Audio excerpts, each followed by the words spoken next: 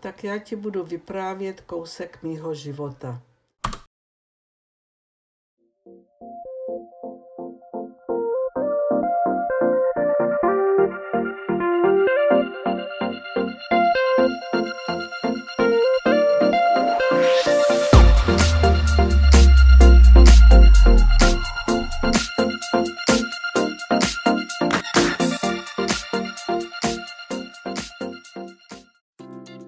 Na každého měla druhá světová válka jiný dopad.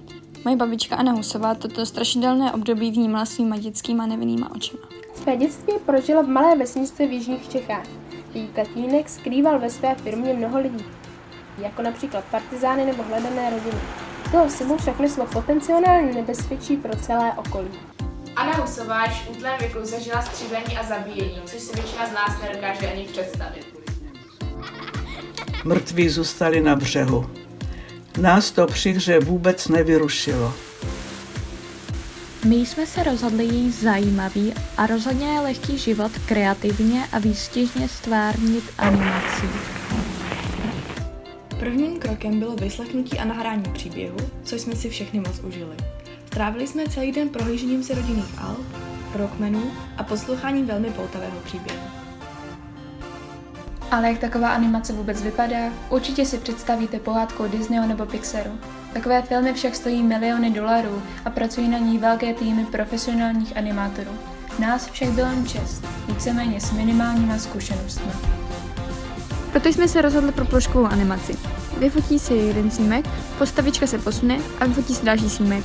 V normálním animovaném seriálu je to 24 snímků za vteřinu, ale abychom se z toho nezbláznili, používali jsme pouze 12. Ne, že by to bylo málo. Na naši 5minutovou animaci bylo potřeba téměř 3600 fotek. A pak už jsme se vrhli na tvorbu postav a scénáře. Ale jelikož jsme měli 27 různých scén, museli jsme vymyslet, nakreslit a vystřihnout neskutečných 1000 částí těla, aut, pozadí a všeho, co si jen člověk dokáže představit. Většinu postaviček jsme dělali podle dobových fotografií, které rozhodně nebyly jednoduché překreslit.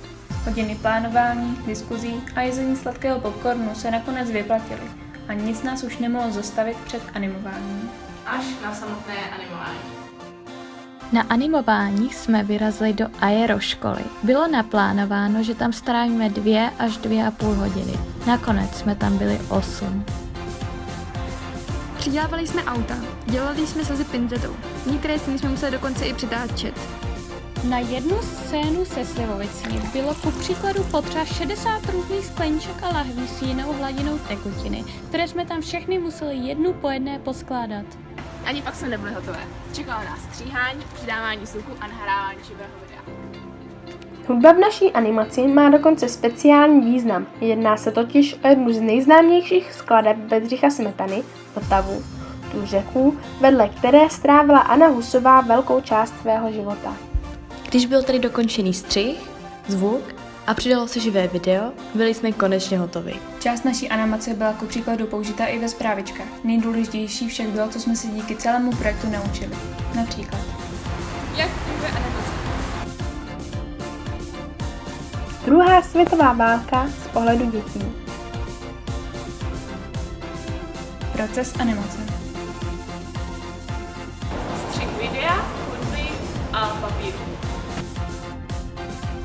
Historie. Veřejný projev,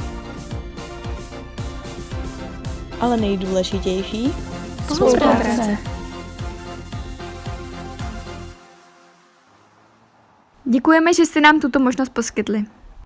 A pokud chcete vidět příběh Anny Husové či jiných pamětníků, tak navštivte webové stránky příběhu našich sousedů.